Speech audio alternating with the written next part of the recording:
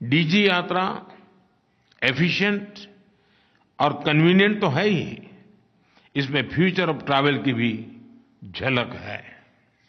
हमारे रीजन में समृद्ध इतिहास, परंपरा और विविधताएं, क्योंकि हजारों साल पुरानी सांस्कृतिक विरासत के हम धनी हैं, महान परंपराओं के हम धनी हैं। हमारे कल्चर और ट्रेडिशंस हजारों साल पुराने हैं। दुनिया ऐसी वजहों से हम सभी देशों के प्रति आकर्षित होती है।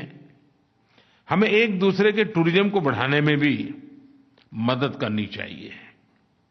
कितने ही देशों में भगवान बुद्ध की पूजा होती है। भारत ने एक बुद्धिस्ट सर्किट डेवलप किया है। कुशीनगर में एक इंटरनेशनल एयरपोर्ट भी बनाया है।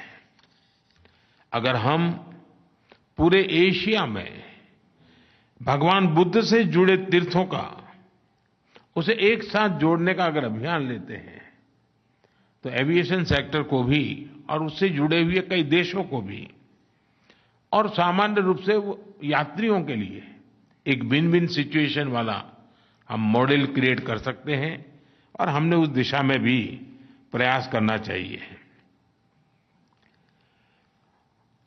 और इस प्रकार के यात्रियों को एक देश से दूसरे देश में ले जाने के लिए एक ही प्रकार के कॉम्प्रिहेंसिव मॉडल को हम अगर डेवलप करते हैं, तो ऐसे संबंधित सभी देशों को विशेष लाभ मिलने की गारंटी है।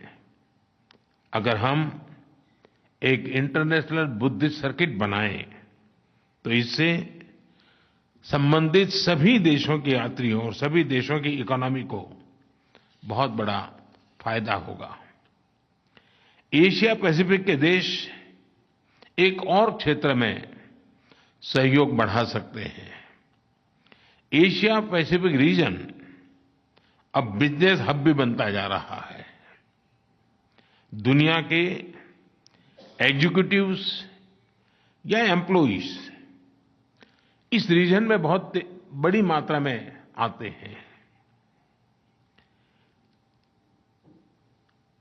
स्वाभाविक है कि कुछ लोगों ने इस क्षेत्र में अपने ऑफिसेज एस्टैब्लिश किए हैं, तो उनकी फ्रीक्वेंट फ्लायर के रूप में भी गतिविधि बढ़ रही है।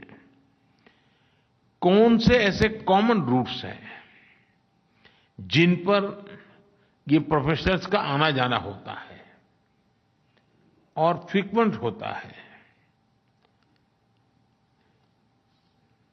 क्या हम